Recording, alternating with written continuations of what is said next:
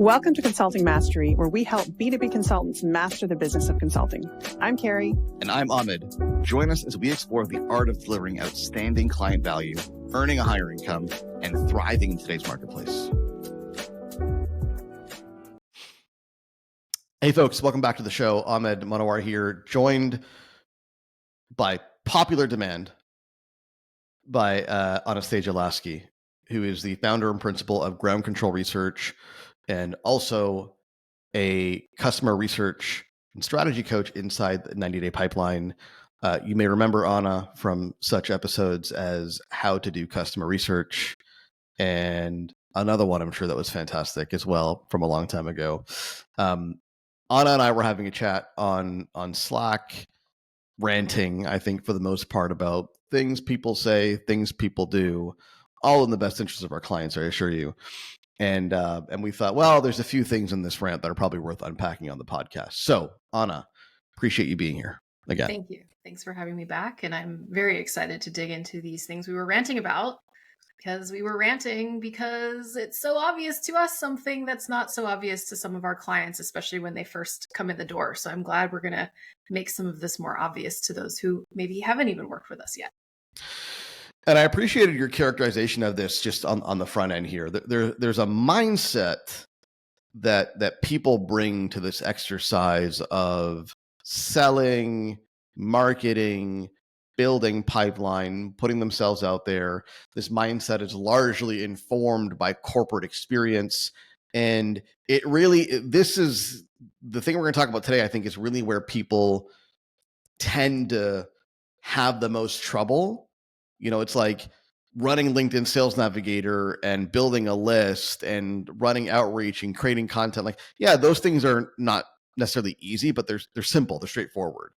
But there's like this mindset, this block around how you even think about yourself to begin with. Yeah. That's a real limiter for people. What is that block in your estimation? Yeah, for sure. It's a whole, like, the block is so big, and I'll explain what it is, but it's so big because people spend, especially like many of our clients are people who worked in corporate. They've developed a set of expertise through having a job and acquiring promotions and changing jobs. And through that trajectory, they have essentially, every time they've gone into an interview or gone to discuss a promotion or gone to talk to their manager, they have been presenting their skills and competencies, right? So they're presenting everything through the lens of like, look how good I am at X. This is how good I am at X that we got Y result, right? In consulting, it's entrepreneurial. It's actually the opposite. It's look at Y. Look at the outcome we got in Y, right? It's all about the outcomes, and it's all about the problem solving. The skills don't really matter. They matter in like a more abstracted sense for like credibility building, but they don't actually matter to like close a consulting deal. So what we see a lot of the time with consultants or people who want to be consultants, especially those who are just stepping out of a corporate setting, we see them just basically like want to go to market and say, I have all these skills. I have these skills. Like, don't you need those skills? And guess what? The market usually says, no, like we don't need someone of those skills as a consultant. If we did, we would just hire someone with those skills for a job, whether that's part-time or full-time or whatever the employment relationship, right? So it's something that we see people get tripped up on quite a bit. You mean they don't care that you're proficient at Microsoft Word? It turns out being proficient at Microsoft Word, Excel, anything really is not a requirement to closing a consulting deal. So I think it's really interesting also to unpack and important to unpack how the context is different, right? Because if I hire people, I've hired people in the past. And when I hire somebody, what do? The first thing you do is write a job description. You make a list of skills and capabilities. And these are written for the purposes of, certainly to communicate to the market, the talent market, what you're looking for so that they can apply accordingly, but also to clarify what you actually want and need in a new hire. And so when I'm hiring, that's what I'm doing. I'm writing a job description and I'm making a list of skills and capabilities. And so the folks that we're talking about are used to operating in that kind of paradigm, right? To get a job, you need to match your skills and capabilities with that of the hiring manager. And if there's a match, you'll get an interview. And the reality is that in a consulting context, it's a fundamentally different process. A hiring decision is different than a buying decision. And let me flip this to you. What's the difference? How is a buying decision different from a hiring decision? Yeah. I mean, think of it this way. What is the business case that an organization is going to make for bringing in a consultant to solve a problem, right? A buying process versus what is the business case or organizational process going to be to bring in a new hire or a contractor even, but they're in that more traditional kind of organizational structure where they have a manager that manages them to their, skills and projects. It's a totally different part of the organization that deals with these kinds of things at large organizations. It's a totally different way you would put together a document that is a business case. For those who have been in a corporate leadership position, putting together a business case to buy a service this isn't the first time you're hearing of this, right? You're going to be doing that very differently than what you would do to write a job description, to your point. So that's kind of where the root of it is.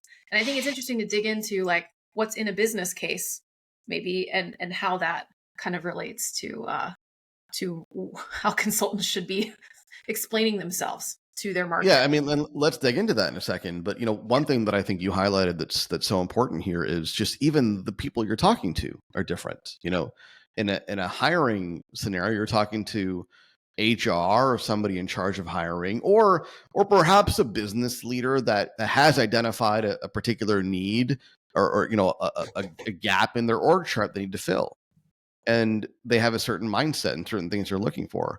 Versus, an economic buyer of consulting or advisory services, what they're looking for is outcomes, results, ROI. And to your point, the business case and ultimately the proposition that you have to make as a consultant needs to address, if we make this investment in a consultant or a consulting service, what tangible business outcomes will that produce for us as an organization? And your laundry list of skills and qualifications does very little to satisfy the requirements of a business case. Right.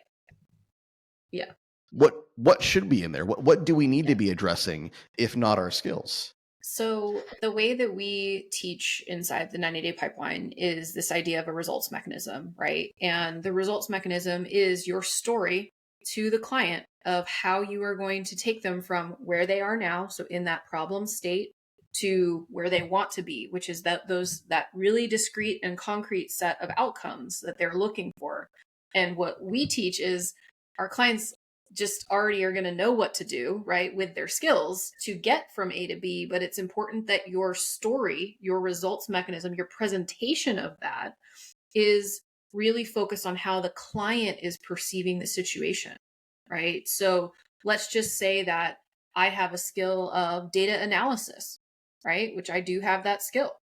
I'm not going to say, hey, client, like to get you to this outcome, like I'm going to do data analysis and I'm going to do report writing and I'm going to do meetings and communications with you, right? That's laughable. I'm going to say, but it's true. That's what I'll do. But what I'm actually going to say is like, first I'm going to assess the situation. Then I'm going to create like a custom research design. Then I'm going to like get some findings about your customers and I'm going to use them in a certain way to do this thing. And then I'm going to use this and then I'm going to do that, right? I'm going to do all these things that get my client to their specific set of outcomes. And I may be using words about my skills, but they're not the primary focus of the results mechanism or the articulation of the offering. They're more supportive in nature that kind of just show my expertise. There's something very subtle that goes on when you start shifting your language away from, skills and expertise towards outcomes and results. And I think I just want to double click on what's happening there. When you communicate skills and expertise, you're effectively saying to the market, buyer beware. Okay. Because here's what I can do. Here are my skills. Here's my expertise. Now, if you think that what I can do is helpful to you, you can hire me. Maybe you're right. Maybe you're wrong. But I'm going to be really clear. Here's what I can do. Here are my skills. And if it's a match, great. If it's a mismatch, that's kind of your problem. Okay. And what happens is the only folks that buy from you are the ones who believe that you do have the right skills and expertise, but there's always a little bit of doubt. There's a little bit of risk because I'm not really quite sure. We won't really know until we start. So there's a lot of risk on them. And when there's a lot of risk on them, what happens to the price point? Goes down, right? Too much risk, too much uncertainty. So the deals that you do win will be fairly low priced. Right. When you do what Anna is suggesting around, having a results mechanism, but more broadly speaking in terms of and articulating your proposition in terms of outcomes and results and things you're going to get. From the client's perspective, my risk goes down because now I'm buying outcomes and results. I'm not buying skills and expertise. That makes me more confident. And the consequence of that confidence is a higher price. I'm going to pay more dollars for that because I'm more confident it's going to get me what I want. And so you're absorbing some of that risk in fairness, but as a result, you're charging a higher price. And I would argue probably closing more deals using that kind of language. Yeah. And I think to your point about closing more deals, I think it also is reducing deal friction, right? How many consultants put their skills and expertise into a proposal and they have this 12-page thing that talks about every which way that they can, do all these skills and deliverables, which who cares? But they do that. And then it's like, then they're fielding a ton of questions about like, well, almost like job interview questions, like, how do you know that? Or what kind of, give me an example. Can we talk to your past clients? Can we have reference checks? Can we do all this stuff? And it's not that clients are wrong necessarily for asking those questions, but you've just invited them to essentially compare you and your skills to that of 8 billion other people in the world, literally. So it's a lot easier if you keep their attention on their problem and their desired outcomes, and you build your articulation towards that, because then the questions that they're going to have for you at the end of the deal closing process are going to be more like practical in nature of like, okay, well, like we start this month, like, when are we going to get it done? And we have this big board meeting in December, and it's more practical. And then the other thing is it will make the questions be more foundational, and I would say in a good way, even if you don't close the deal. I've had a number, since I became a client of 90 Pipeline and switched to this methodology, I've had a number of deals at the very last minute where, I've been working with certain stakeholders and like the CEO comes in for a final review and goes, wait, why are we doing any of this? Like, what? I just dodged a huge bullet because I was going to get them to these outcomes, but they clearly didn't have organizational alignment on whether those outcomes were necessary or what the priority of them was. So good on me to not work with a client or have the deal stop, right? If a client's not ready. So that can even be a good thing, or it will just clarify it, right? And the CEO goes, oh yeah, like we do need to do that. Like you guys are smart. Like, let's do it. Right. So yeah, there's a lot of reasons that this kind of presentation is a better for everyone involved. And there's a funny phenomenon I find among consultants who are frankly doing this wrong and probably framing themselves far too much along the lines of skills and competency and expertise. And I'm sure you've heard this before. Like folks will say, "Yeah, I'm talking to prospects, I'm taking calls and doing customer research, but people keep offering me jobs, and I don't want a job." And it's to your point, it's what you're inviting. If the nature of the conversation is I have skills, I have expertise, what's going to come into the prospect's mind is, why don't I just hire you? Because I need those skills and expertise. Like that's the language of employment. Right. Whereas if you're framing a consulting offer properly, a results mechanism, as we call it, you're framing a value proposition, a business case properly, their first instinct should be, how do I work with you? How do I hire you as a consultant?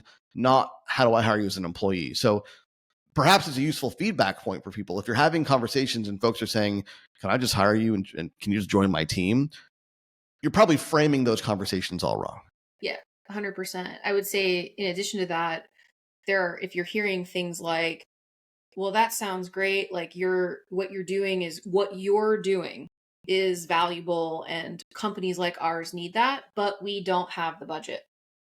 If you're hearing that, that means that they don't have a job description written for your job there because they don't have the money to hire someone because you're framing it the wrong way, right? If you are able to ask the right kinds of questions and facilitate the conversations in the actual expert frame, which centers your client or the person you're talking to, not your skills, but what their needs are, you can actually get to a really clear understanding of what their business problem is. And you can offer a high level kind of snapshot of a solution to a business problem.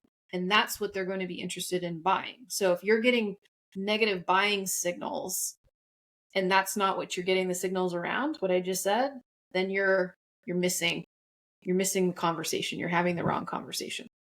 That's a really interesting connection. I just want to repeat that back to you and make sure I understand it, frankly. What you're saying is if you're getting that kind of feedback in, whether it's customer research or even sales conversations, people are saying, this is very interesting, and I'm sure there are people out there who will want it, but not really indicating to you any particular interest or desire of their own. What I'm hearing from you is that ought to tell you that they perhaps have a reasonably good understanding of your skills and expertise and believe that there's a place for that, but they clearly don't have an understanding on how your skills and expertise can be directly and specifically applied to solving the business problems that they have. Yeah. Yes. And I think that happens though only when you're going into the conversation and you're facilitating this conversation more about skills and your skills and your point of view on how companies should do something differently or whatever, but it's very skill based. If you hear that, what you just said, then it's an indication that you really haven't hit the problem. And, worth considering, for the listener here, where are your opportunities to do that framing? What's top of mind for me right now is your LinkedIn profile. That's a really important place to frame. I just talked to a consultant, or actually a firm of consultants earlier today, and, they're interested in working with us. And I pulled up their LinkedIn profiles and guess what I saw? I saw a bullet list of, my expertise includes, and literally a 15-point bullet list of, I don't remember what it was, didn't matter, X, Y, Z, right? Clearly very much focused on articulating skills in a very laundry list type fashion.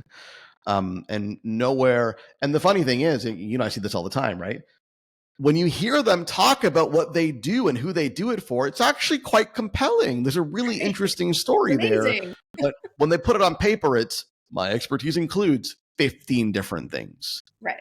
And so that's a really important place where, folks need to consider how they're showing up and how they're framing themselves and their positioning. Right. Because don't be surprised then if you have a laundry list of skills and then you show up on a call and the nature of the conversation seems to be more about your skills and your candidacy for employment than solving one of their business problems for a consulting fee. For sure. Yeah. And I think like one of the phrases I often say to the consultants that I'm coaching in 90 Day Pipeline is like, what about this can you save till the kickoff call with the client? Kickoff call being the first call after they've signed the deal with you. What of all this information can you save until then? We don't need to actually communicate all of the rich details of our methodology. Like in my case, for my firm, I used to send over these detailed proposals that talk about quantitative methodologies and blah, blah, blah, blah, blah, all this really technical stuff that is my skill set.